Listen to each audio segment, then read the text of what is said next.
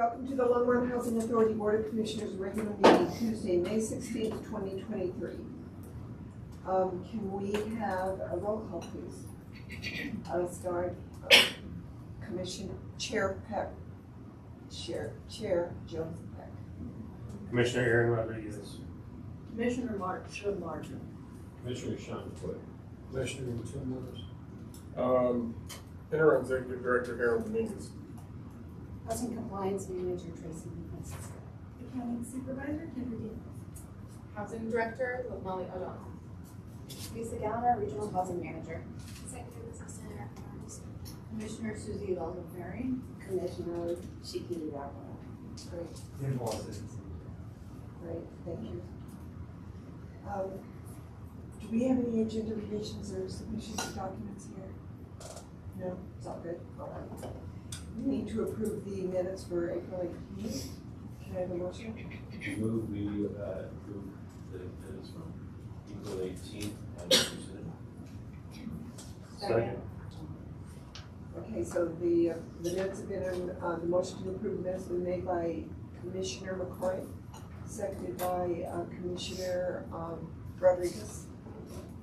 Is there any discussion on the minutes? Seeing none, let's have a vote. All those in favor? Aye. All those opposed? So that passes. We have public invited to be heard. Are you here to speak? Yes. Yes, great. Okay, you have 3 minutes and your name and address, please. Mayor, I would say if we're going to refer to anyone who's a tenant, no room numbers, no names, because this is recorded and I think available for the public. Okay.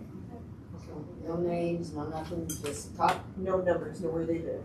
Not where they live, where they live. Just talk. Yes. That's why I came.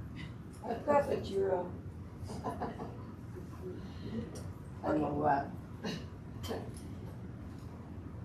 So, Longmont Housing Advisory Board and City Council, Joan, Harold, Lisa, and all of you special people, thank you for letting me come and talk.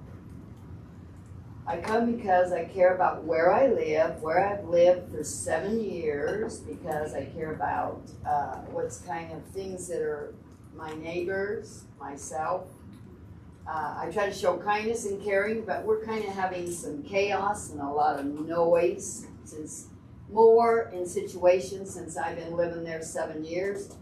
That's kind of getting interesting to kind of deal with.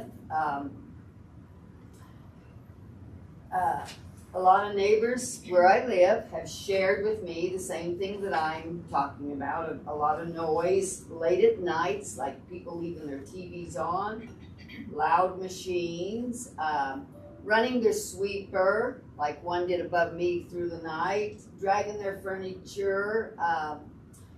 It's kind of hard to sleep, and there's never no quiet time. We can expect the dishwasher, the air conditioner, the garbage disposal to make noise. But when people aren't considerate of others, when it's quiet time, when you gotta have some quiet time to rest and sleep, and otherwise that can cause health problems, which is not really, there's a lot of people there, and they have talked. I like my managers. And I try not to have problems with anybody. I show kindness, caring, I show kindness to different neighbors and stuff. But it's kind of like that we keep getting different ones. And the thing is I think they themselves can only do so much. They don't really have the authority to do certain things. So they kind of just brush it off and act like, well, too bad, live with it. And that really is not good. So I just came to say that myself, that I feel like that some way we ought to be able to address this. Because I'm getting older and precious, might not look like it, but safety and, you gotta have rest. It's just not comfortable to deal with that off and on. My neighbor above me, I did go address it to her and she quit for a little while and she had some misses. One down below me, she complained a little bit about me and we worked it out too. So there isn't, I don't try to be unkind, I try to be compassionate, show kindness. And safety, I feel like this is not even safety, because after a while, people get agitated. So I just wanted to come and say this in a nice way, that I like where I live. It's a wonderful place. I like the people, we're kind of like family, we care about each other, and I show kindness, I show caring. I don't try to be unkind in any way. And I feel like in some way that this is not being addressed, so that's why I came to say about it in a nice way, because I feel like that it should be that way. Thank you. Thank you very much for listening. I appreciate your thoughtfulness. Lord bless you. Thank you. Are you going to address?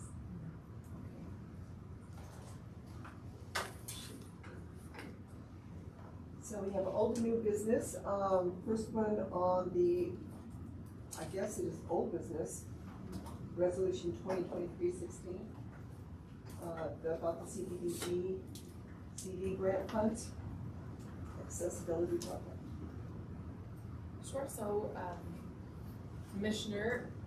Board of Commissioners and Board Chair, I had to switch gears now.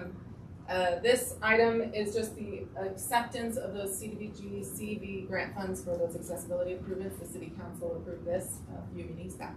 So if you'd like any other questions or comments on that, or have questions and comments. Move acceptance.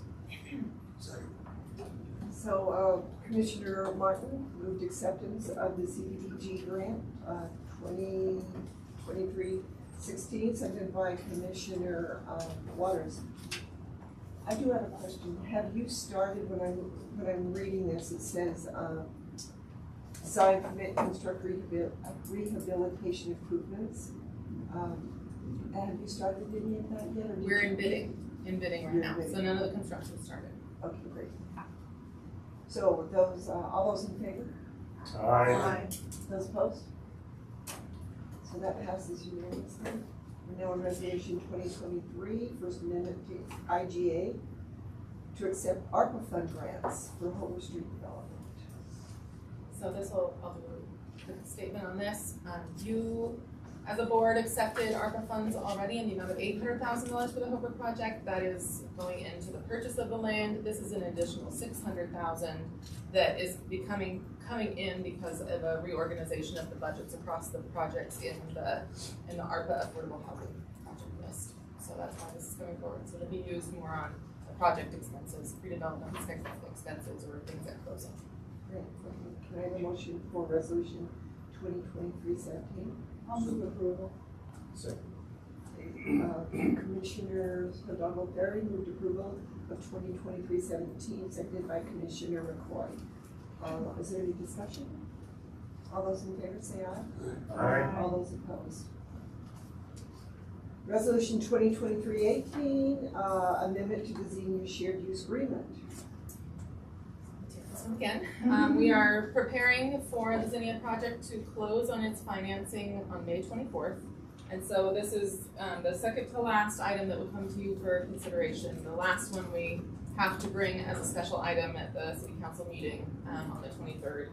So this one is just amending our existing shared use agreement between the Suites LLP, which is the entity that owns the suites, and the city, who owns a portion of the land there on that site, to ensure responsibilities and just allow the use, basically.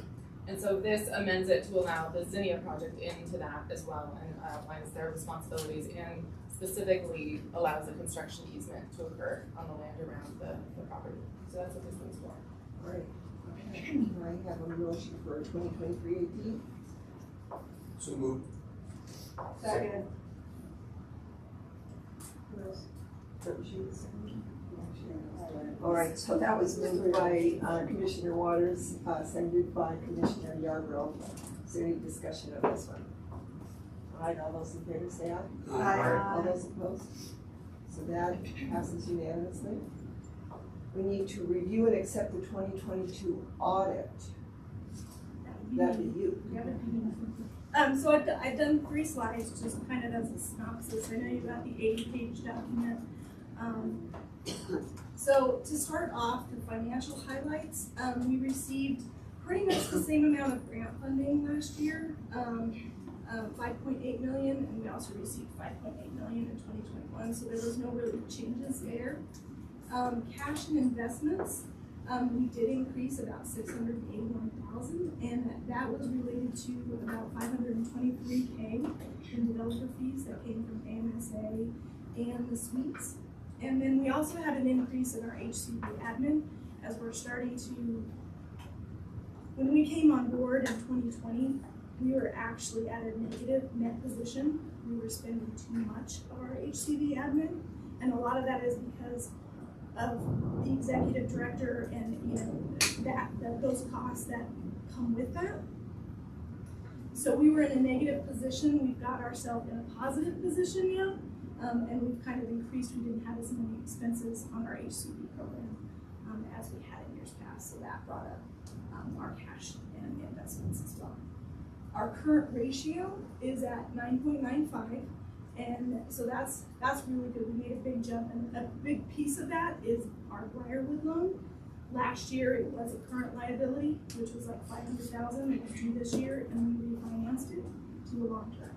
So for over a 15-year period. Sorry, ratio of what to what? Oh, so the current ratio is like how well can you liquidate your funds. So if you want it higher, not lower, because then it means you're not at a good, like if something happened and you needed to pay all of your current liabilities and current assets, if you were too low, you wouldn't be able to do it. So the higher we are, the more cash we have coming in, the more AR we have coming in to pay all the liabilities that are on the books. And then the expendable funds, we also went up on that too, and that's just the ability to pay our monthly expenses. Our net position, okay, we did increase there about 2.7 million, and that will go to the next slide. We have 7 different funds. We have our general fund, we have our housing choice vouchers, we have our mod rehab, which is our SRO. We have Briarwood 615 Main, the LRA program, which is funded by the City of Longmont, and the Longmont Suites. Most of them all had increase except for 615 Main Street, and that is because of the snow removal. Because our snow removal contract was so much different this year, it increased our expenses, which lowered our net position for that particular address. Our general fund was basically due to our operating grant and developer fees, and our non-operating interest is where that 2.4 million increase comes in our net position. And for housing choice vouchers, we were in a negative position in 2021, and now we're in a positive. A lot of that is because of we were playing catch up with our admin expenses. We had overspent. When we came on in 2020, we had overspent way too much of our admin expenses, so we were playing some catch up. And now we're caught up, but we're trying to figure out how in the long term will we be able to bring an executive director on and be able to fund out of both of our management fees and our HCB voucher. Income that comes in. And then last is our single audit findings. So we had 4 this year. We didn't have any financial statement findings, but we did have 2 HQS inspection findings. They inspected about 20 files. They found that one had didn't have an inspection before their certification was done.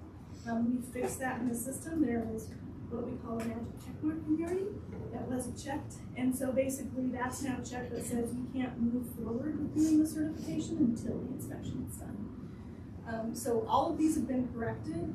The HQS inspection for the second one was there is a 24-hour requirement that if an inspection fails and it's due to HQS health and safety standards, that you have to do another inspection within 24 hours of the landlord. Tell me if I'm speaking wrong. The landlord has to get those corrections done within those 24 hours. And we didn't make that mark on that one. we couldn't verify it. The consultant that we use for the inspections couldn't find the document that would show the repairs in her email, so we couldn't prove that it was done within 24 hours. The next one was due to rent reasonableness, so when they go through certification, they have to print off a rent reasonableness. It's a particular part of the process. Unfortunately, for several of these files, the HCD specialist knew they had to do that, but they were printing the wrong document. So because we had to print the correct document during audit, we received a finding for that. Can you tell me what that means, rent reasonableness? What's reasonable? So anytime that voucher person leases up for the first time, or if the landlord is planning on raising the rent, we have to compare that unit to 3 other units in Longmont to make sure that the rent that they're charging is reasonable and comparable to the rest of the properties. And the staff member that was doing that was just printing out. Yeah, this was an interesting one. We actually had the right form and they did it right. They just printed out the wrong form and put it in there. And because they had to print it out at the time, they had to write it up. Okay. And then the last one was our ARPA funding that we received. There was a reporting requirement that was missed, but was corrected during audit. And we submitted all of our quarterly reports that we had to, and is it on our compliance monitoring now to get those fixed, to get those issued every quarter. So those are the 4 findings that we received. They've all been corrected, and we'll have a corrected action plan that actually outlines that. Commissioner Waters? Well, you might have answered the question I was going to ask with your last comment. Those are all labeled as the causes of lack of internal control. Yeah. For all 4 of those. And so the remedy is one thing, and then the corrective action is something else. So is there correspondence that you are generating that outlines the corrective action? Yeah. So Will we have a copy of that? Yes. So for example, the first one would be our corrective action was we fixed Yardy to not allow that. But there's got to be some documentation on this. There's I always assume that, that will be part of that. Will be dialed into that, whatever that corrective action is. Correct. So, if I can maybe turn that question sideways a little bit, is there a process amendment that's gonna happen, a training amendment, so that, because all of this was people making mistakes, how do you keep people from making mistakes? What changes been made? I can address the HQS stuff. We started, they weren't doing inspections during the COVID-19, they were self-certified. So when we came in, they weren't using their module for HQS inspections. They need the LHA before us to go They're not, Software module. yeah, they in. weren't And they weren't using before. that module. So we implemented it. And then there was an update that, because they hadn't updated their Yardi system for several years. So then there was an update. And what that did is when reports when I ran the reports, it wasn't capturing all the units that needed to be inspected or all the problems that they saw here. And we're dialing that in. We're already looking at that module and trying to figure out why it's not pulling all of the information that we need in order to do the inspections correct. Would you spell Yardi and define it? Y-A-R-I? DI. D-I. Yardi. Y-A-R-D-I. And I don't know what that means, but it's a software that housing authorities use. It's a property management. It's a property management software. And there's modules. There's, the LITEC module, there's the HCD module, there's the waiting list module, and then there's the HQS, the inspection module. And so we're just getting into the HQS module, and so we've got to work out some of the problems Well, part of the question, or part of the answer is on the other side with the residents and certifications. One of the things they also didn't implement that we had heard in the last advisory board meeting is really the online portal for both landlords and voucher holders to utilize, which we're utilizing at Boulder County. And so that's something we're looking at too, because what we're trying to do is automate it, because if you can automate it, then you can start minimizing some of those pieces. They've gotten a number for that. I want to evaluate it in terms of what that means for staff time and some other issues. And that very well may be something that we're going to bring through more quickly if we can verify that. A question, are the audits random? Or do you all know in advance when they're coming to audit? So, they do a sample, so they have us, give them several lists, who are the new people, what are all the failed inspections, and then they do a sample of that. And then we were given that ahead of time, to get the files correct. So do you all, one of the questions I have is, do you ever have a compliance go in before the audits?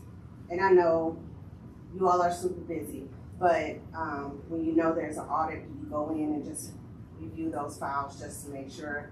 Because that's very important. Then you catch stuff like that if the documents are not right, then you can replace them and have them print them out correctly. So it is important to, if compliance can go in prior to the audit, to do a pre-audit beforehand, and then those eyes will catch it beforehand. And so I did. And so on the which one?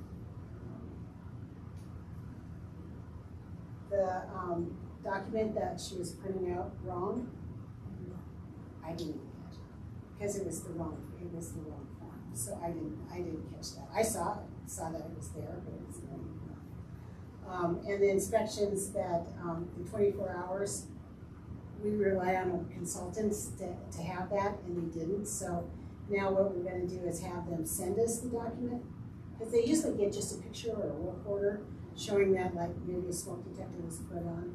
So we're going to have them give that to us, and so we can attach it to the failed inspection. So that should take care of that. What was happening before?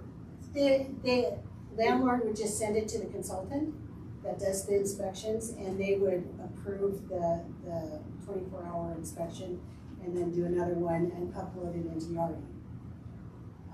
Not going through you? No. They do it on the handheld device, and then when they're done, then they upload it and it goes into Yardi, and then it's supposed to go to the tenant's file. That's so interesting. That is so interesting. I mean, because now I'm just mentioning, this is so long ago since I was in housing, but there was a separate housing HQS inspection, but it was still part of the housing authority, but they had their own separate department. So that department, and it's just, when you said consultant, that just blew my mind. Like, you have a consultant to go in and do what? Well, it's a company that does HQS inspections, and I think Boulder Housing Partners uses them. And we had decided to use them because when we walked in and the self-certifications that were done for a couple of years, we had to go in and do all of those inspections again. Right. And it was just too much. And I think it would be too much for the staff to do it right now. We've got one person that's been here for a year, and now we're training the third person. Well, we've had 2 other people, and now we're training another person. So I think eventually it would be nice to be able to do it in-house. I do HQS inspections, I do the quality control inspections, so there's a training there that can happen, but we're just not there. Do you have the, maybe on the next slide, but do you have the comparison to the last audit? Or is this all in stuff that you didn't do because of the We pandemic? didn't have any last audit, so there's nothing to compare it to. We had 0 findings last audit. Okay. This was a deep dive. Is that because, how long have we been, you know, just getting me up to speed, how long have we been the authority? So last year was the first year that we had no findings. The year before that, we had like 4 or 5. We still had several. We had a lot of financial statement findings along with some HUD findings. But a lot of what has also happened is there's been a lot of waivers these last couple of years, so they haven't had to test everything that they had to test this year. I do know the rent reasonableness was actually a finding on their side with HUD. HUD told them they weren't doing their job in testing the rent reasonableness, so that was something added that might not have been tested in prior years, and it was tested this year. I think these are good to see where we do have breaks in the system now that we're actually trying to utilize Liberty to test Liberty. I think we're paying for more features that we're not utilizing, but we need to have checks and balances and reports that are functioning correctly because it wasn't being used correctly in the past. So that's what we're trying. I know she's working on inspections and we're trying to get that. Yeah, I think the good news for me is that on the financial side, we didn't have any findings because of all of the waivers. This is the first time we've really dug in since we've had it into this piece based on what we were doing. And so, I mean, we're obviously learning from this. The ARPA finding is actually interesting because I think we did that to ourselves in that the money that we put in as a city contract to go into Crispin, we put a requirement for quarterly reports that went into Crispin as a one-time fund. So in our minds it was spent because it went in. But because the project's not closed and the agreement that we created on our side requires quarterly reports even though the money's spent and you're not doing anything with it. So that's another learning moment for us in the sense of if you're going to put the money in on the front end, we need to think about how we write the agreement from the city on our side and the city side to not create that issue to happen. So it's a quarterly report that says put the money in but the project's not closed. Just 2 observations. One is, having been in those conversations when LHA started the conversion building, it is not a simple conversion. It is a major and complex software package. So the learning curve is steep, number 1. Number 2, everybody, the first thing I look at, are letter to management, what are the deficiencies? I mean, kind of that's what it's about. But not to focus so much on that so much as what are we learning what we need to learn. But if you looked at the audits before, I don't know, 9 findings, both non-compliance and financial issues, to see the audit now compared to what it was. So Sean, just know, this is a light year improvement over what we had seen before. So good on you. We definitely think that this is the year that everyone says, okay, city, you've been with LHA now for going on 3 years, show us what you've done. And so we're getting monitored heavily. Everyone wants to see what things look like.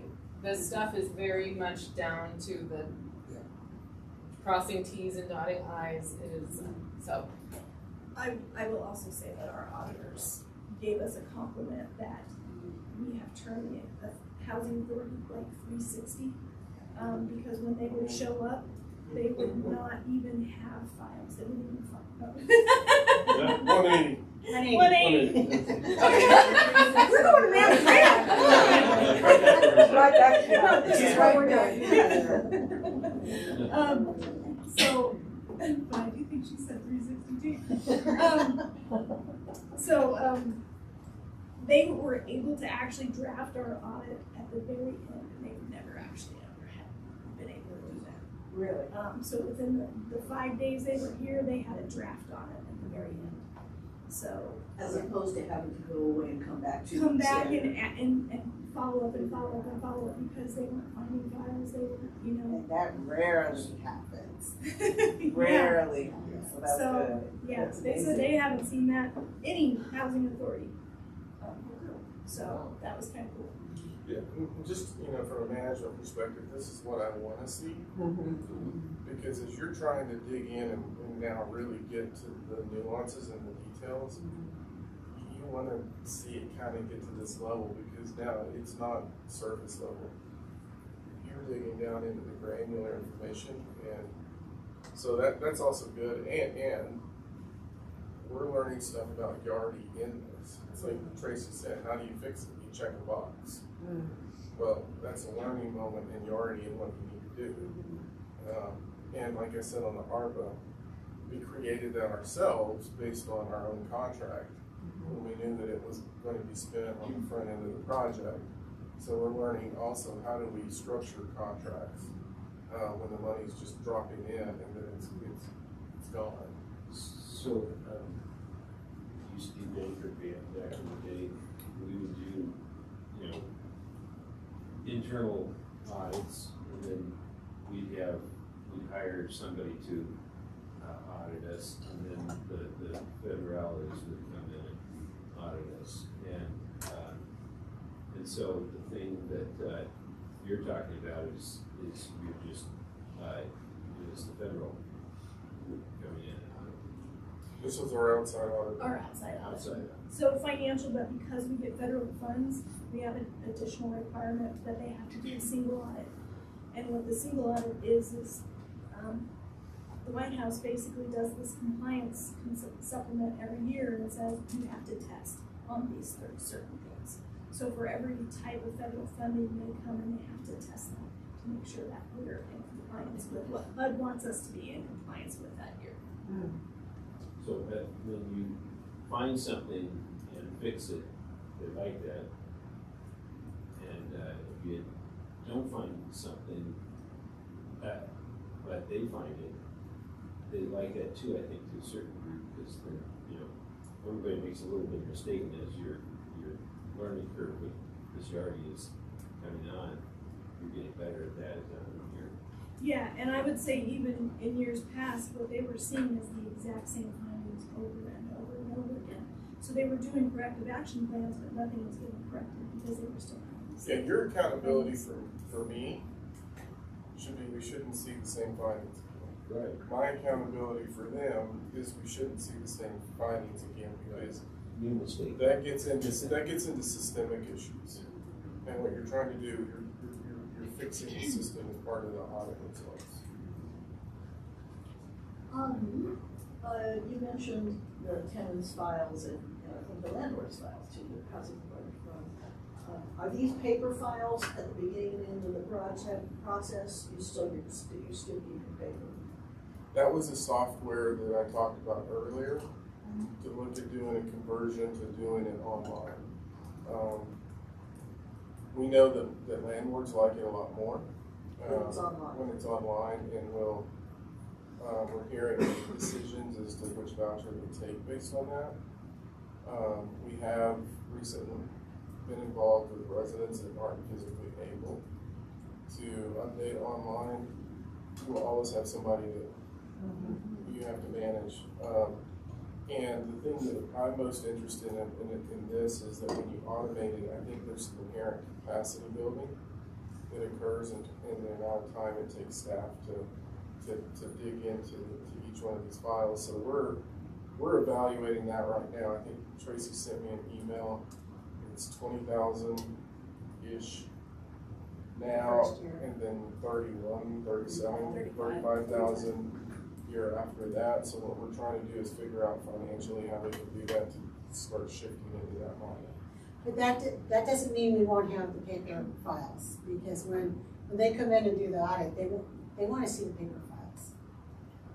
So we'll always have the paper files, but the tenants can come in and do all their paperwork online and submit it to us online instead of coming in and filling it out by hand and handing it to us.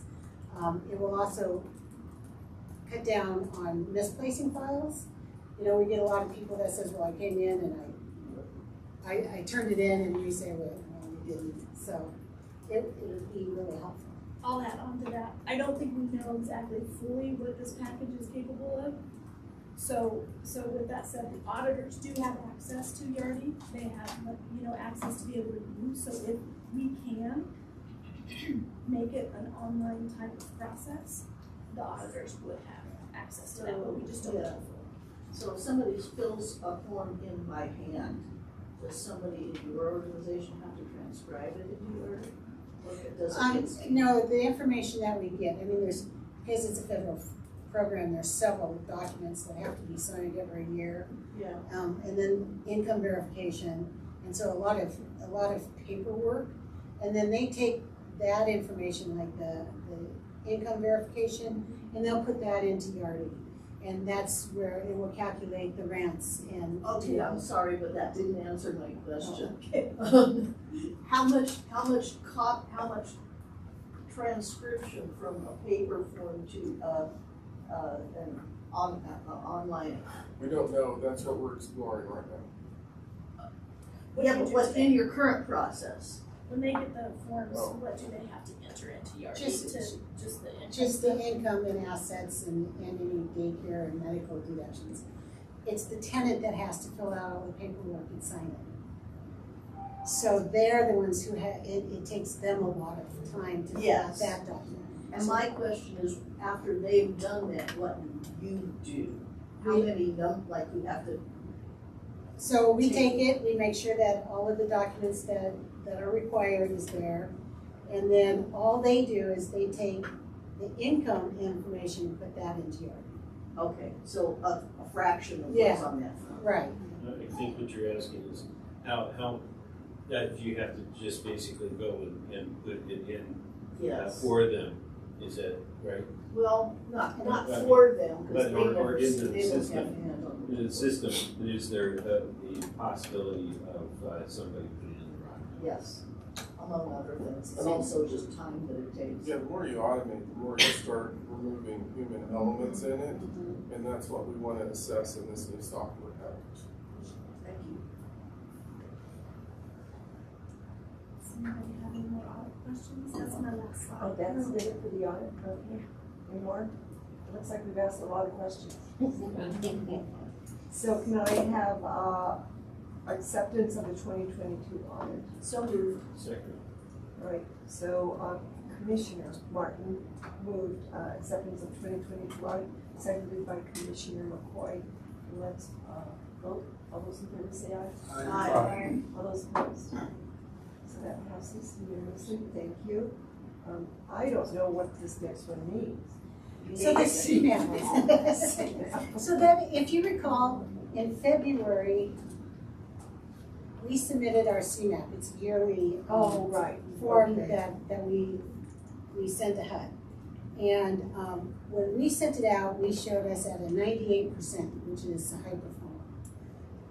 When they got it, they looked at, so I'll have to explain. So when we do our documents in Yardi, we send them to HUD through what we call PIC. And so it takes everything that we've done and it sends it to HUD, and then HUD will look at it and check to make sure our numbers are correct. Okay. So we got a response from HUD, and it says that we went down from 98 to 92, which were still high performers. Mm-hmm. So what had changed on this is there's 14 indicators, and the continuing to do HQS inspections went down to 0. We showed that we were doing it. So their information that they have in PIC shows that we're not doing them every 2 years like we're supposed to. And what we're finding is that the reports that we're generating in order to show us what inspections need to be done are missing files.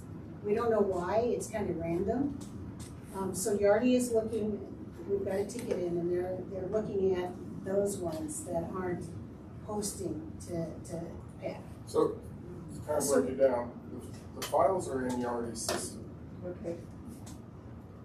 They're not leaving the Yardi system and getting into PIC, or it's not consistent. So this is our frustration with this. Yes. This HUD system. So our frustration is we have the forms. It's not automatically shifting in, and so HUD's not seeing it. And so that's what we're trying to resolve actually with the software company, to figure out why those forms, when they process it, aren't going through. Can you see them in Yardi? I can see The it. missing ones? I can see the inspections. Yeah. I can see the inspections when you do the PIC report. What it does is it takes those inspections and it throws it into the tenant's file. Okay. So then you can look in the tenant's file and see the inspection. Well, it's not throwing it into the tenant's file. We know that the inspection is done because we have the inspection, but it's not taking it from the approval of the inspection and sending it to, I don't know how. Yeah, we can manually pull them out. Yeah. We can manually pull the inspections. It's not shifting them out when we're hitting the button to do it. And so unfortunately, HUD's process, they don't call us and say, I don't see anything. They just gave us a 0 and then certified it. And we said, can we appeal that? Because this is a technical issue, we have a ticket. And they said, no, because you're already a high performer, so there's no reason to appeal, you'll just still be a high performer. So we can't appeal our score because we're already at the right threshold. But from a perfectionist point of view and also just fairness, we wanted to, but at this point we can just tell them how we're correcting it via the Yardi ticket.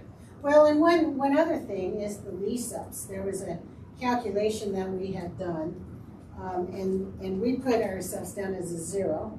We didn't get any points for that because we still weren't leased up. Well, they said that we were leased up and gave us 20 points.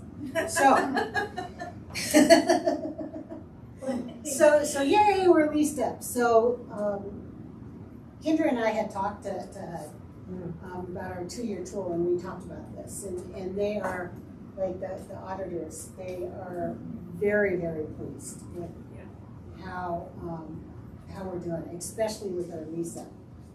We're above average. Yeah, she said we haven't seen that in a long time. Oh, that's great. So we haven't fixed Yardi yet, but Yardi is looking at it, and we will. Sounds like Yardi is trying to fix you all. It has. It has. That's the 360 we're doing. Yeah, I can definitely say that I don't think it was set up for success. No. It wasn't set up in 2018 successfully. So with them not doing the upgrades for we just did it this year, so we've been missing since 2018, 4 years. Yeah. So Yardi was so bad when we took it over that the Councilman Waters may remember this. They were still going into the old system to process HCV applications. I don't even know if y'all knew that. Yeah, it's on my computer. I've been trying to get into it. So, and that may be some of what we're seeing is that they were still doing work in the old system and they didn't fully migrate. They didn't fully migrate, and they just didn't set it up successfully. And we found, like there's several files that they have the wrong social security number, and the way that Yardi works is the head of the client is tracked by social security number. So they had the wrong social security number, so then they changed it. Well, that made a new file. Yeah. And they didn't delete the old one, so now, those are showing up as not being inspected because, of course, They're not. it's a They different, don't live it's a there. different file. They're not there. They're not real. So those are the kind of things that we have to clean up. And Well, that's an error by the Yardi software developer 7 years ago. shouldn't have done that. That's the name of it's Tremor, as I recall. We were trying to work out a plan with HUD. We were in the authority. Voluntary compliance. Voluntary compliance group. You leaned into that. This is before we took it over. What's the status of the voluntary? We have completed everything on the list that was due. Our last word from HUD in February was, thank you, we'll check out the last deliverable and we'll let you know, and they've been totally quiet. You just should know that, I don't remember the number of Pages. findings. It was staggering. The anticipated costs were overwhelming. And it looked like the end of the authority. I mean, the challenge of working it out was, the authority had no capacity to work this out. It was part of the motivation for taking over the authority. So, I mean, you just gotta understand how far it's come since those moments in trying to work out this voluntary compliance.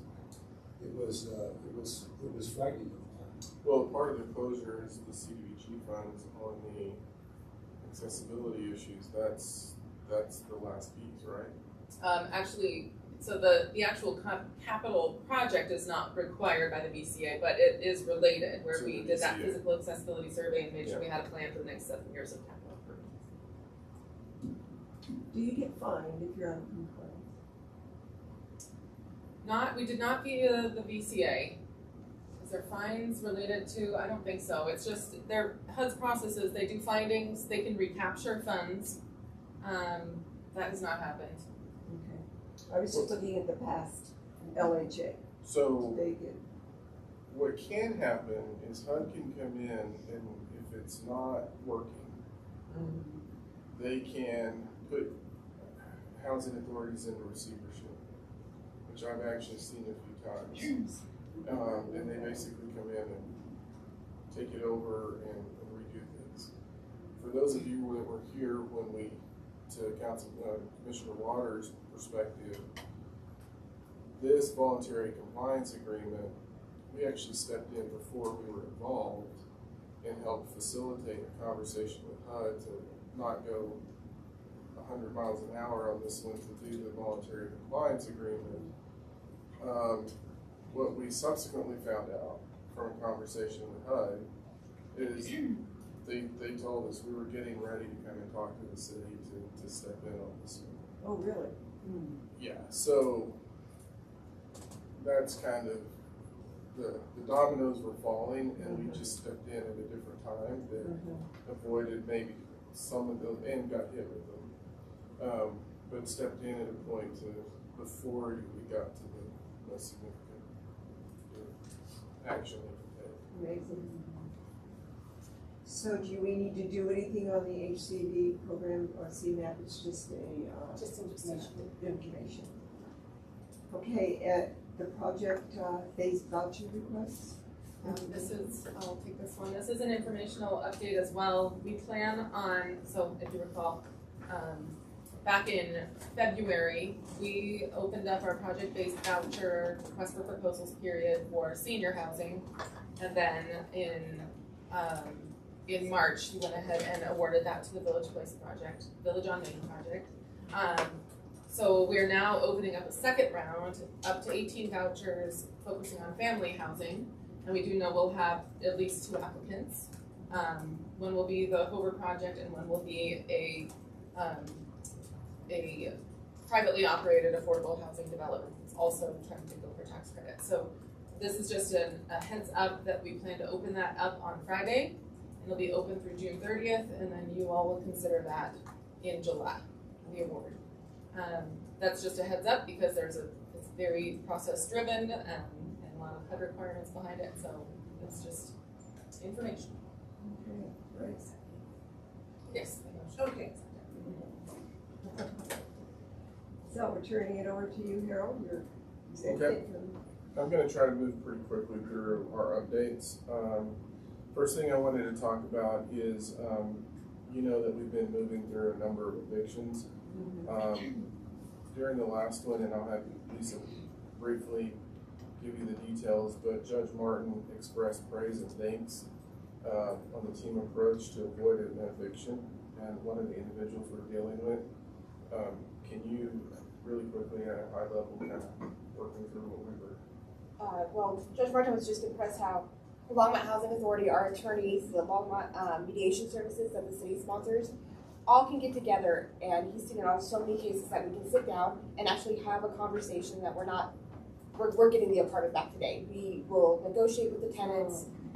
One of the cases that he was referring to this last week is they need to go, but we sat there and we went back and forth mediation about 4 or 5 times between their attorneys, our attorneys, mediation services, and really came up with a plan that was workable for the family so that they had adequate time to be out and also met the time frames that we needed. So that's kind of the work that you all don't see is these processes that we have to go through are extremely time consuming. And one of the things that we're doing, have we had the fair housing training that's coming out? June 20th. So one of the things that when we're dealing with all of these issues is the number of requirements that we have to manage. So first and foremost, all of the fair housing rules are front and center for us anytime we're dealing with a situation. And that's really the holy grail in terms of how we have to deal with it. The second piece, we will touch ADA issues, which can cover anything from physical disabilities and reasonable accommodations, which actually was one of the things that started the voluntary compliance agreement, was the lack of reasonable accommodations in terms of dealing with ADA issues. So that, front and center. So we have to work with all of those components. So, the time, you just see the time commitment that you're dealing with in terms of when you have a situation and how you go through it, developing the documentation, but even up to when they go into actual court for eviction, there's a lot of work that even occurs at that point. So I mentioned this to you all before. We have we do everything we can to keep people housed because, the issue just gets magnified when they're not housed. Monitoring trends for us, you kind of get a sense of what we just talked about, but I think one of the things that none of us realized when we took it over is these organizations, housing authorities are monitored to the 10th degree. And that's because you get monitored by HUD, you get monitored by investors, you get monitored by DOLA, you get monitored by CHAFA. The mortgage company. So everybody's monitoring you, and I think what we're experiencing now, to the point that Molly made earlier, is they're digging in because they're like, okay, let's really see how you're doing, and so we're just continuing to be in that monitoring phase. They're also catching up on the COVID backlog, as we talked about earlier. A lot of things weren't required to be monitored, but they're now requiring those. And anytime you get into it to the point that Commissioner Yarborough made earlier, we're bringing in almost the entire staff in terms of getting files ready and working to make sure that everything's ready and available for those monitorings. We talked a little bit last time about the regional voucher program impacts. Boulder County Housing Authority and Boulder Housing Partners are raising the payment standards. And so we're looking at that because that really could impact us in terms of whether or not landlords will accept our vouchers. What's interesting in what we're seeing is that at this point, we're not seeing people denying our voucher holders. They're taking it. But what we're hearing, I think, from our counterparts in the county and Boulder Housing is that they're having trouble with an uptake in vouchers because of, I'm assuming it's because of the rent levels of where it's setting. And so we're watching that to really understand what's going on. We'll probably talk more to you about this. We're just now, as we talked about earlier, growing and gaining HUD funding increases. The Housing Authority hadn't had increases for a significant number of years on housing choice vouchers. We're now starting to see them. Therefore, we didn't have as much of an increase as Boulder and Boulder County during that process coming into this. That really is performance related, I think. I mean, a big part of that is performance related and the number of vouchers that you actually have out. And we talked about before, the number was 420, the number now is 430. Correct. By the end of the year, we should be at 440. So you're seeing us being able to have more vouchers out, even though 520 is the limit. As we're managing it with the 2-year tool, that's what's allowing us to do that. So watching it pretty close. You know, one of the things that we can say is the regional relationships and the impact on the Longmont community. We are seeing that starting to show itself as we're probably absorbing more vouchers than any other community in the county. We're digging into some numbers to really understand what that impact is, and we'll be back to you all to present that information once we get it. But I do think we're taking a lot of vouchers, or we have a lot of voucher holders from Boulder County and Boulder Housing Partners that are actually using the vouchers in Longmont. And then we're also going to look at mental health partners who receive state vouchers as well to get a better sense of the number of voucher holders that we have in our community. So can I ask a question? Does that mean that we are getting more people moving into our community with vouchers, maybe from another place? Correct. So the way that there was an agreement that dated back to 1989, 87, 89, to where the respective groups said that if somebody has a voucher from Boulder County and they utilize it in Longmont, you're not going to engage in the portal process, porting the vouchers over and moving them out. Unlike if somebody has a voucher from Longmont Housing Authority and they come to Longmont, we have a choice as to whether or not we want to port that voucher into our system. There's financials associated with it, admin fees. You don't necessarily get all of them, but you at least have a choice to do that.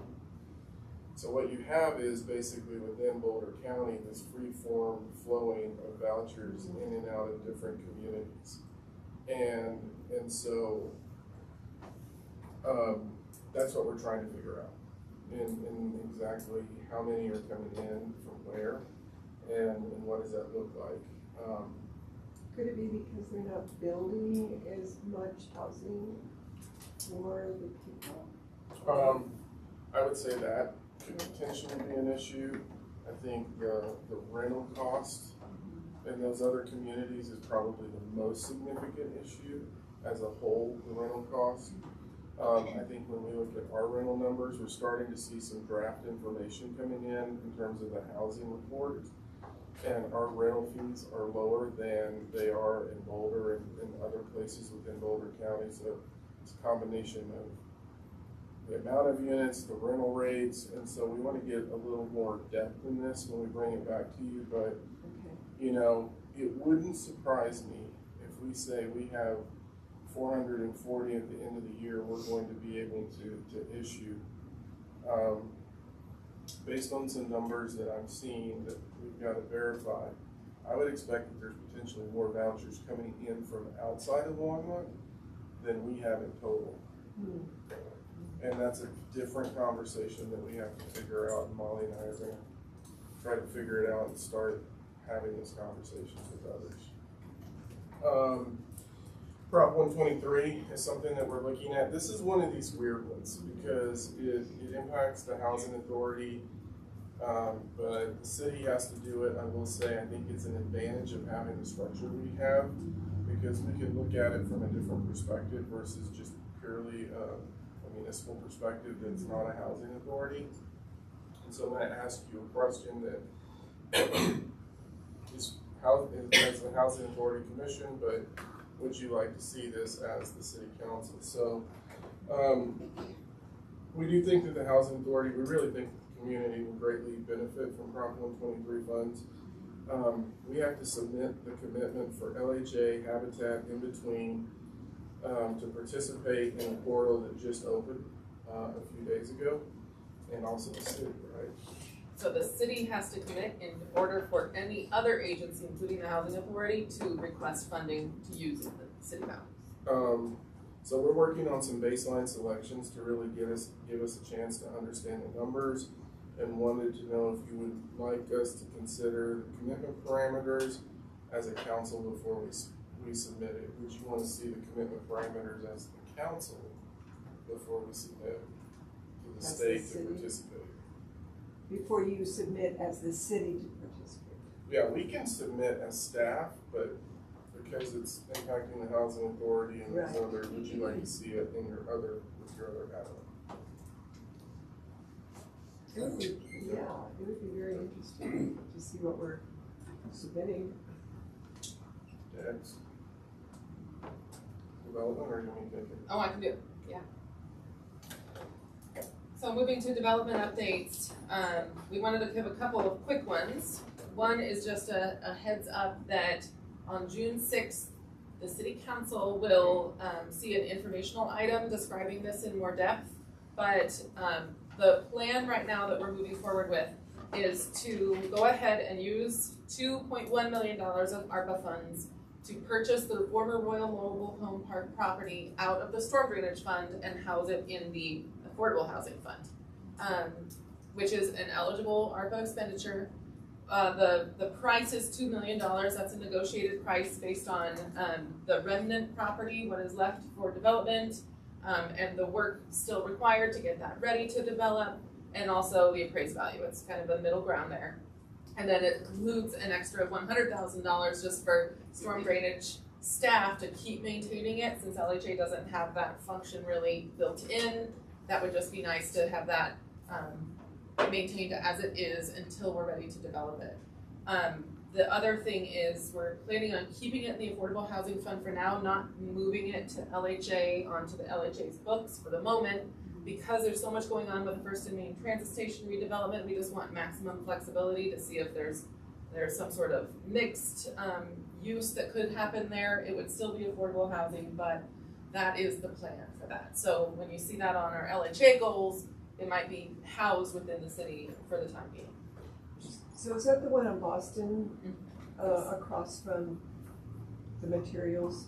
Yeah, budget home. Yeah, budget, yeah. Part of that is also when you drop the land into these deals and when you talked about it today, when you take possession, impacts everything. So it's just cleaner to hold it in the affordable housing fund, knowing that we're gonna use it for LHA, which is why we wanted to talk to you all about this. So we're holding the asset. Yes. Yes. It would be considered an asset of the affordable housing fund. Yes. Not cash. Correct. Correct. Knowing that we're gonna at some point transfer something with it on the housing authority And side. reimburse the rest run. Yes. That will happen right away, yeah. So when you see that project on your LHA goals, that's just how it's gonna sit for the time being. Can I ask, didn't you at one time say you were looking at that as attainable? No, that was always affordable, so when we purchased, going back to the flood, this goes all the way back to the flood, in that we knew we needed the property for the channel expansion. And then we talked to the council at that time about utilizing it for affordable housing. We were trying to figure out how we would get the dollars to do it. We're using the ARPA funds, but in terms of looking at First and Main, as that's now moving along, we have an alignment. And so there may be more that we can do to really figure out what's the most advantageous way to leverage that for affordable housing in the broad scheme of First and Main and a mixed use or transit-oriented development. Okay, great. The next one is, Yes. oh, sure. Gotcha. What that provokes from me is a simple question. You laid out for us an overall plan for use of our funds 18 months ago. It would be useful, given what you just said, at least from my perspective, if we could get an update on how we deviated from, or how consistent, or what does our actual expenditure of that ARPA funds look like compared to what those priorities were 18 months ago. Would you like to see that as an LHA update or as City Council side? Whatever, I just think it would be useful. Honestly, I couldn't, especially given what you just said, I'm not certain I can answer a question if asked. Where are we relative to what the plan was that we approved, and just nice to be at level. Sure.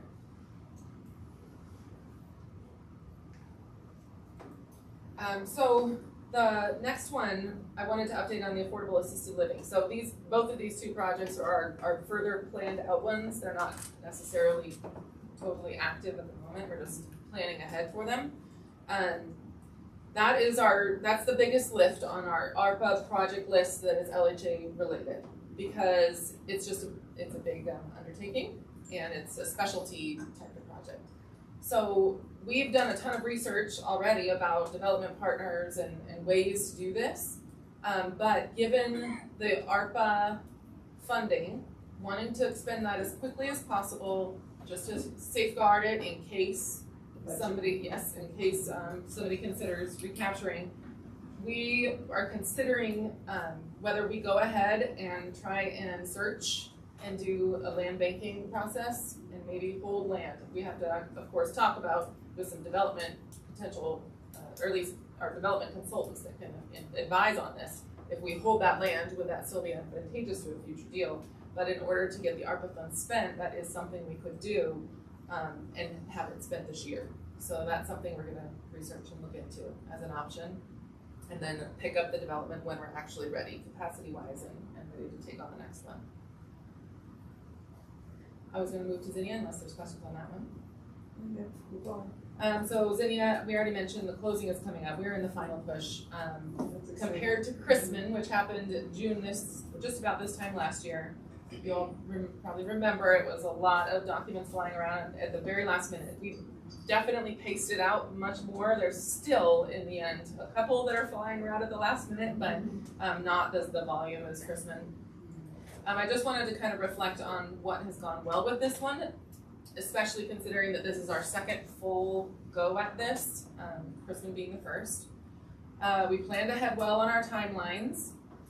We had really creative solutions for filling gap funding, and our relationship with our partner Element has been really productive and positive. I'm just being brief, but the challenge is the utilities and the easements at this location just were a real challenge. It is chock full of utilities, so that presented challenges in the entitlement process and making sure we got design approved in time for building permits and getting easements and vacations and everything sorted here towards the end. And then this is also our first time as a third-party property manager. So this was a potential model that the LHA could use going forward for non-LHA owned properties to manage them and collect fees for that management service. And so we really dug in deep on that management agreement, which is what you'd be considering as the City Council next May 23rd, because we really wanted to get it right. As far as we could project, not ever having done one of these to date. So that turned out to be pretty in-depth, making sure we've got a staffing plan and how are we going to manage the bank accounts and financials and who's doing what, and a lot of arranging of responsibilities and negotiation of our return on this. So it was productive and positive, and we're getting there, but it was a big lift to make sure that we were trying to consider the future as much as possible. So that's what I'd say on Zinnia. It's almost kind of a closing statement on Zinnia. For Hover, so first of all, we're at the point where we need to decide a name for the Hover development. The one that has risen to the top of the development partnership team so far is Ascent at Hover Crossing, but Ascent, A-S-C-E-N-T, because it's kind of a mountain theme, and the Hearthstone and Lodge are kind of, rustic mountain feels as well, but then we're gonna have pretty good mountain views on that top couple floors. And then really it's about the people living there, where it's a stepping stone to improving your life and just an upward trajectory. So that was the proposal so far. So unless it is objected to by this board, then that's what we would move forward with. Do you have any feedback on that? Any other new ideas? We're always welcome. Good think about it. Sounds like a graphic company or something. There's a lot of Ascent things, so we had to Google it to make sure that it wasn't going to get confused with something else. But there was a property called Ascend, but then they changed their name to Alpine, so it doesn't seem like there's anything directly comparable in Longmont so far. How soon do you need We are probably probably by the end of May. We're trying to draft up those partnership documents so that some of them can come to you for consideration at the June board meeting. It's not Bluebird. It's not over. I'm happy with this. Yeah. We were trying to, so we were doing kind of plants and flowers at the Sunset campus, so we didn't want to go too far into plants. So it's really interesting. The marketing team of our development partner came up with the ideas so far. While you think about that, you can always get back to us with ideas. The land transfer, so your board approved the purchase and sale agreement at one of your most recent meetings. We are planning on having that land closed by next Friday the 26th at the latest, hopefully a little bit sooner, but we're trying to sort out clear some title exceptions to just make sure we have everything really straightforward. So that will be occurring, and then the land will be held by LHA at that point, and then we would be working on a purchase option agreement to the development partnership that they would want in play for the tax credit application August 1st. So that would be coming back to you as well. We're continuing to look for gap funding, make sure we've got our funding plan set for August tax credit application, including for the ECE. We're doing final concept design, to the point that you need for a tax credit application. So that's pretty exciting, seeing some of those visuals come together. And we'll once they're a little more fleshed out and have color on them, we'll bring them back so you can see them as well.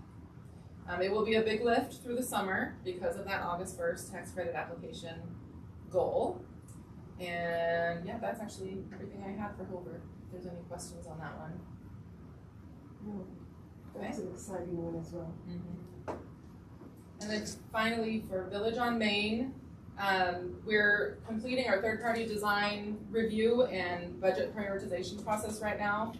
So we hired actually a third-party owner's rep, which has been really helpful just to help us work that prioritization and schedule out how we're gonna plan for cost escalation, how do we plan ahead for that, and then prioritizing what to do now on the initial budget and what to save for contingency and how to work this all. So that's been really productive. And we've hired our relocation team as well. We've hired a firm that we worked with for all 7 years of it's actually been 10 years, but we worked for 7 of the 10 years of the CDBG DR flood recovery program, and they really know what they're doing. And they're gonna help us coordinate all of our resident temporary relocations, and we're gonna get them we're working on contract right now, and we'll get them in to start working with residents here this summer. And finally, doing final gap funding. So both Hover and Village on Main were recommended by the advisory board, the Housing and Human Service Advisory Board, to receive affordable housing funds and or CDBG funds. So the City Council will consider that in June, but that's all in process between the city side and the LHA side. So that's everything I have for development. The only thing I wanted to say so you kind of heard us go through audits, high level. We'll briefly turn it over to Lisa to talk, and Kendra, if there's anything you need to cover on the numbers, are you good? I have 3 reports here. Okay. So they'll quickly go over it, but when we talked about all of this, to give you a sense, the development team at Boulder County Housing, they finished the scope on Kaufman, and then they're starting Willoughby Corner, phase 1 senior, and that's at Lafayette, right? Mm-hmm. And then one be multifamily in May of 2023, kind of get a sense of the development we're doing. As we talk about this work, I wanted you all to think about this piece of it. And obviously there's tax dollars going into this, but when we compare staffing levels, they have 55 staff members, 9 managers, and an executive director. So if you get a sense of the bulk of work, they have 900 vouchers, we have 450, so roughly half. 900-ish vouchers. And so when you look at just kind of scope of work and kind of the press this team's under, you can get a sense that it's more in some cases significantly smaller staff in terms of what we're doing, and that's the piece that we're bridging in with the city in terms of these projects. And so kind of wanted to throw that out at the end to say, here's the world, and here's what we're doing it with. Now we're doing it different. I mean, we're not self-performing these projects. We're leveraging public-private partnerships, which I think is the best way to do because you can do more and faster. And so there is a distinct difference in, I think this group is handling capacity. If we added 5 more people to this group, I think we'd be blowing the doors off of our competitors, just based on what I'm seeing as we now.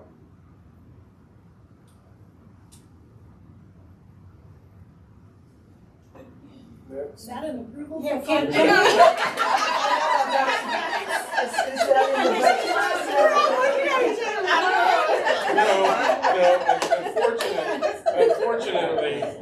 Unfortunately, you know, we're still struggling with the financial issues that we inherited. And so, you know, we're tactically adding as we continue to move forward in the budget processes. But that's why you see us pressing the development as hard as we're pressing it, because that's gonna generate revenue. Yes. Partnerships generate, I mean, a lot of what we're focusing on is revenue generation, because there's just not enough revenue generation in the units that we have.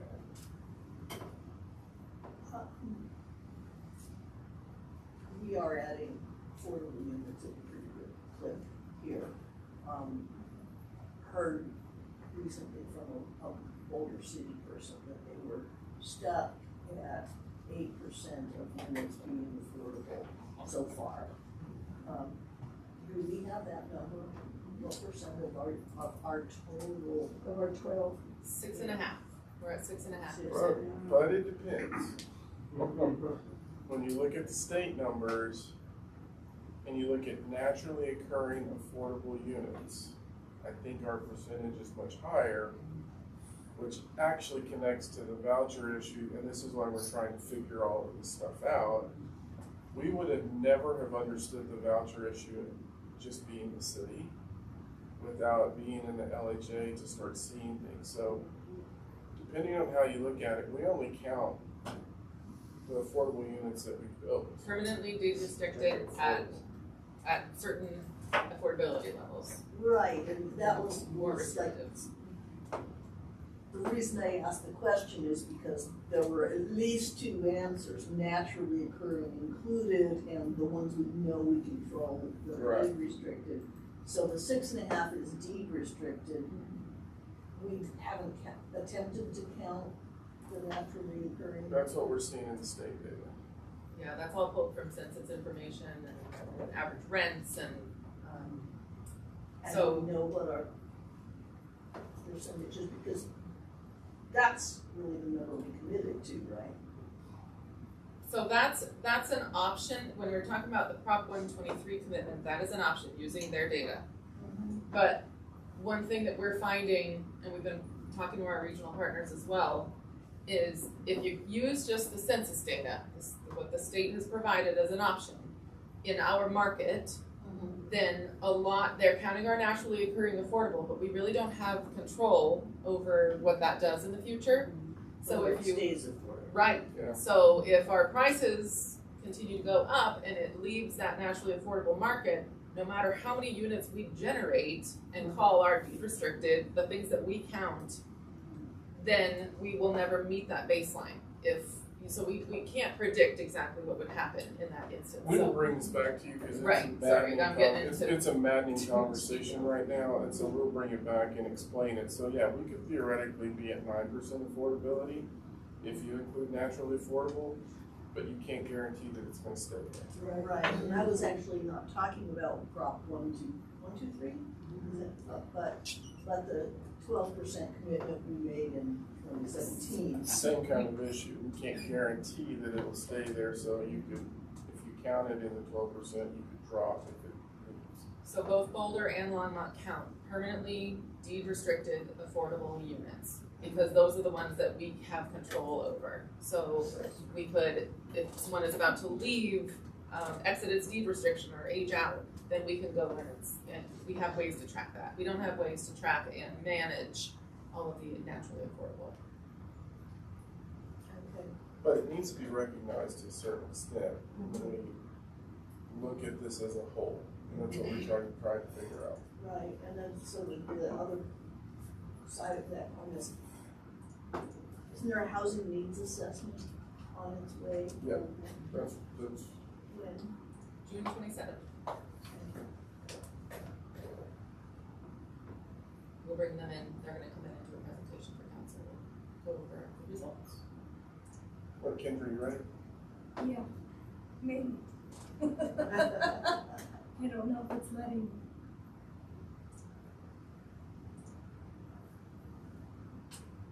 Well, you guys all have this on your desk, because I'm pretty sure you're not gonna be able to see that. So, we do have, quite an outstanding balance of our past due tenants. Within the next couple months, we are, in fact, I have a meeting with my accountant next week.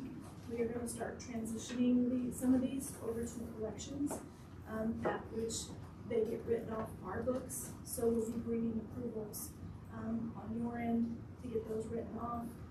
They'll proceed through collections for a period of time. If we can collect on them, we do a pretty high percentage of allowance on most of these, because we know with it being affordable housing and low income, it's gonna be really hard to see some of this money come back unless we have judgments. And we do have some judgments for payment, but not enough. So that's what's gonna happen here. I mean, you have, right now, our current tenants, we have about a $14,000 balance. So the biggest piece is our past due, and a lot of it is our meth units that are incurring, meth units and eviction units that incur the legal costs along with the cost to restore units. That did remind me, we got our first meth test system in, and so we're now working through that one to understand how it works and all those issues. How do you test it without possessing meth? So if, based on how they're describing how it works, if we have a unit that tests positive and we have the industrial hygienist number, we will take it into that unit, obviously with personal protective equipment, and then see what the number is that it generates and compare it to that piece.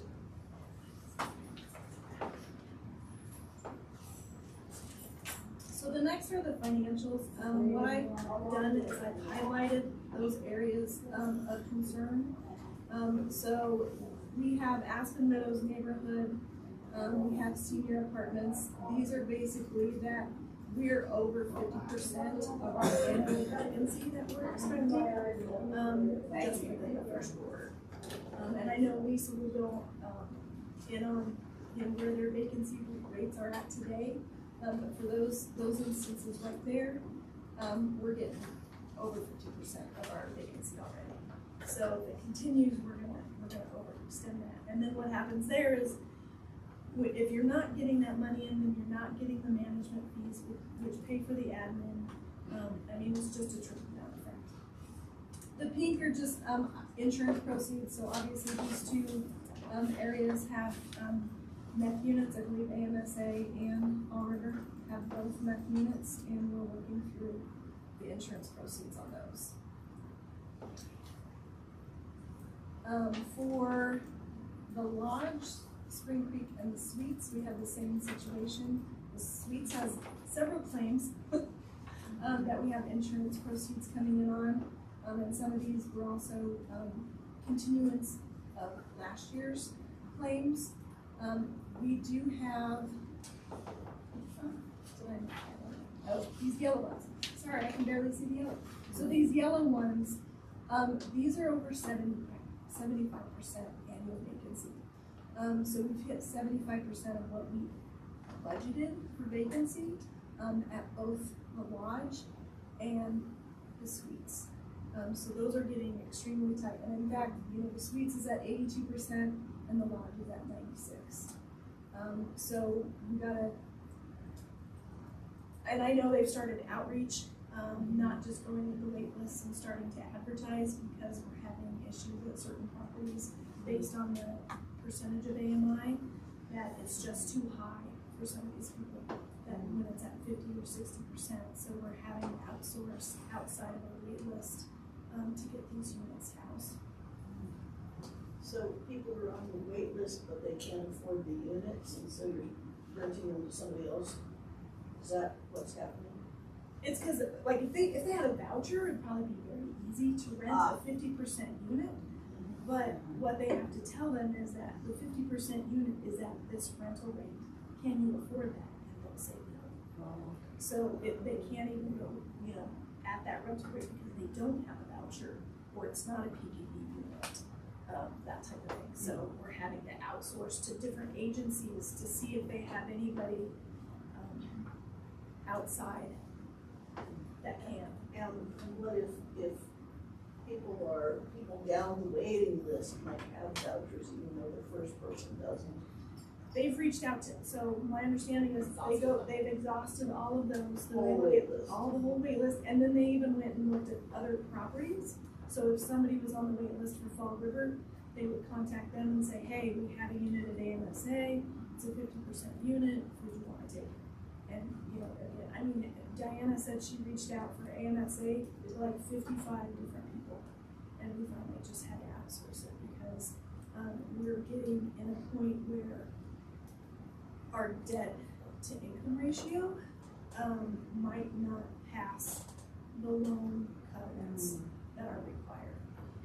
So that's a new thing I found out because we're being monitored on the loan side for AMSA. So And we I should think pass that- the minimum wage because they're Well, this is an age-restricted unit, so, and there's so many, You can't make it up. yeah, there's so many issues, and that's related to how it's financed via the LIHAAB and the CHAPA piece. In terms of if it's a 50% AMI unit, and we may have to start evaluating based on where we are. The problem, can you get someone in it? The problem is that creates a snowball effect down the road. So. And they're, the waiting list, when they come in to put their name on the waiting list there, Diana is explaining the programs and what the rent is. And I think what was happening was people were putting their name on the waiting list thinking that was gonna be 30% of their income. Even though their income supported that amount, they couldn't actually afford that amount. So we're trying to upfront let them know what this program is.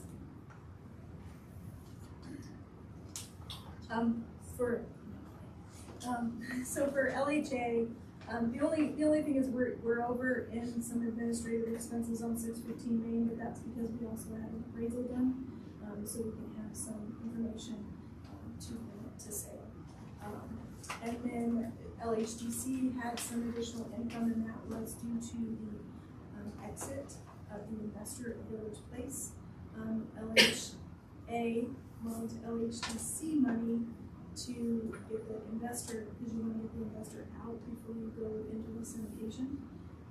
We were very fortunate that they knocked our exit tax in half, so we only had to pay $281,000, but that will get paid back to LHDC, which will pay back LHA in the closing of Village on Main.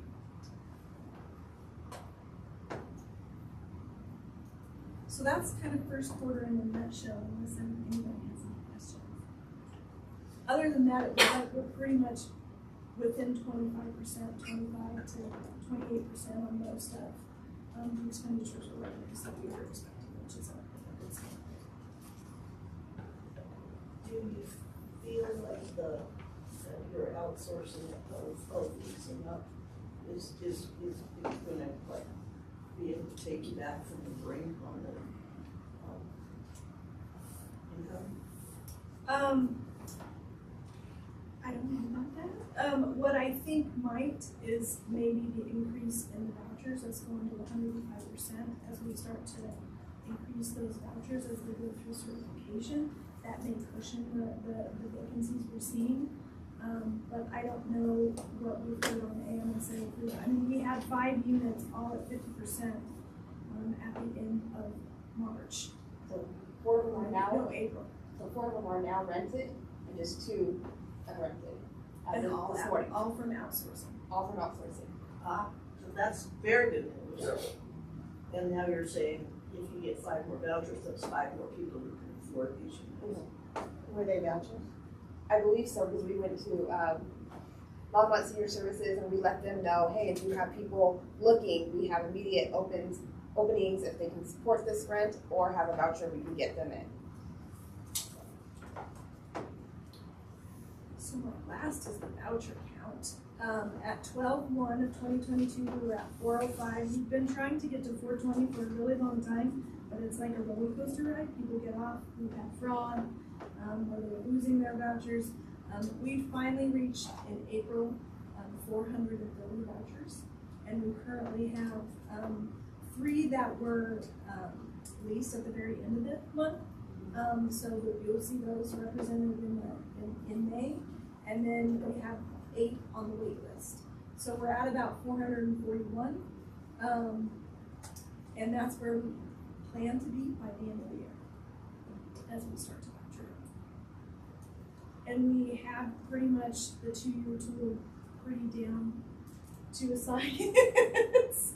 So we are getting like attrition rate, which is mean like people leaving the program on a monthly basis. It's about 10%, so it's almost like 4 to 5 vouchers a month we're actually losing. So Tracy and her team are keeping up on that, and that's what wasn't happening. So we were losing vouchers, but then they weren't reissuing those. So then when they don't reissue those, you're still looking for these 5 that have already been issued, but now you really should be 10. So they got it going. We got it going. So, yeah. And we did get 400,000 extra dollars this year for half funding. And that will cushion the 440 that we can go up to, along with 105% of increase to fair market to go to 105%. And the more we lease up, the more admin costs that we, do. Per voucher is Per voucher. admin rate, yeah.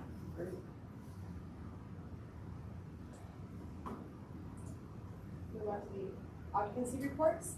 So we ended April still at 93%, but I just pulled the numbers for the last 2 weeks. Last time I reported we changed how we were doing the wait list. We're keeping them open. We have Diana, the admin, calling on those and helping to pre-fill those. Pulling the numbers right before this meeting, we are projected to end the month at 97%. Most of these units have been leased across the board, like we talked about Aspen Senior, but most of them were leased from the wait list. Even the suites have a couple of their down units, one's down from flood, one's down from meth, both projected to be done by the end of the month, are already leased and ready to go. So been very active on our side. For meth units, we did add 2 new units this month at the Briarwood. We have 2 that came in positive, and that's where our occupancy is. Any questions on occupancy? And then just a quick overview of the property updates. One thing that's not on here is we are having our annual fair housing training that you're all invited to. We'll have our fair housing trainer out of Denver come up west. He's a great trainer. It's June 20th from 8:30 to 11:30, and we'll be doing it in the chambers. Are you have to sit down and do that? Yes, sir. Okay. We held Cinco de Mayo events the whole first week of May at all the properties, and it was amazing. My staff is sick of chicken, but it was nice. We had the dancers from Longmont Senior Services show up at one of the properties, a magician at another, singers at another, so it was quite active at a lot of the properties for that. They did a full-on events. Great turnout. We tried to guess the numbers of residents that were going to show up, and we were surprised that each guess we made, there was more participants. We're currently doing declutter events and bringing dumpsters to the properties, and staff is helping residents get stuff to the dumpsters. We've completed 3 of them, where one property we even had the dumpster halfway through a 30-yard because it was so full of stuff. So, very helpful. And LHA is currently fully staffed for the first time. All positions are filled. Suites, We got rid of security last year and brought in building attendants, and I have never seen the suite so clean. And these building attendants are hands-on over even the night shifts. They're calling public safety if they see something out of the norm around the building, down the street. They're very involved in working with Sarah and other members of the police department. And CORE and public safety have been playing a major role at the suites lately. We've had a lot of increased mental health situations, but CORE, Sarah, Dave, Kennedy, they have all been there right by our side helping us navigate those.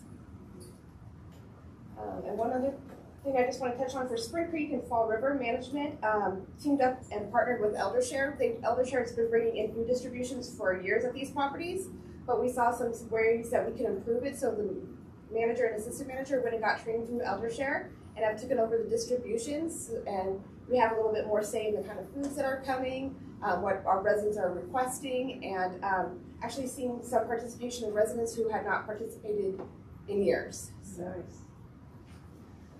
we're excited to be more hands-on there. Good. So I'm going to be doing public health and safety updates on behalf of Sarah Arney. We already mentioned the meth detector. That was one of the things she wanted to make sure you all knew about. That's received, and now we're going to go forward with our testing. Tacking on to the issues that we've been having around mental health and bringing in CORE and MHP, really been working all the way around the residents to try and help them get through their issues, make sure they can maintain successful housing, do everything we can to make sure that happens. But I really do, which Lisa touched on, but I really do want to stress that we're working with MHP, that we had a meeting with them to really dig down, and we got to some of the issues that have been really needing to be talked about for a long time. And I think that we're on a good foot, and we're gonna use that as a jumping off point to coordinate with them and improve that partnership ongoing as well. So the issues were with MHP, not issues with the residents of the suites? It's more, we're coming together around residents of the suites who are needing supports from all of us. And then it's coming down to, we're figuring out just things that people may have misunderstood, or about what roles and responsibilities are, what to expect when, an MHP person or a resident calls the police, and there was just a productive conversation that happened about working with MHP as a partner for the resident. Right. Yeah, with CORE, I always have this question. It seems to me that crisis events do not respect the clock, but CORE does. What's the procedure when there's a crisis at 8 p.m. Who comes? Who handles that? So, when Sarah's here next time, we'll talk about it. In the budget, we added a fourth CORE team. So we are adjusting that. I think we're fully staffed now. But we do train our officers with some of the similar, they go through similar training that CORE does in terms of managing it. But I think we've definitely extended the hours. I just can't remember what it is. But that's part of this conversation, is to understand who does what, when, who calls, what do you do. So I can ask that question again when Sarah's. Yeah. And then her last update was just that we're using in consort with the HCI team for the city to get the security cameras across all properties, make sure they're all in the same system, can talk to the city system. So she's been helping us manage that project, and we have bids, and we're looking to move forward on them here next week. So that was everything that I had on Sarah's list. All right. Any other discussion from commissioners? I'm just always amazed at the amount of work that you do. You're always smiling when you're in here. And I know that doesn't translate everywhere, but I appreciate Come by on Friday. Wow. Yeah, maybe. It's clear how It's the happy bills. How well things are working.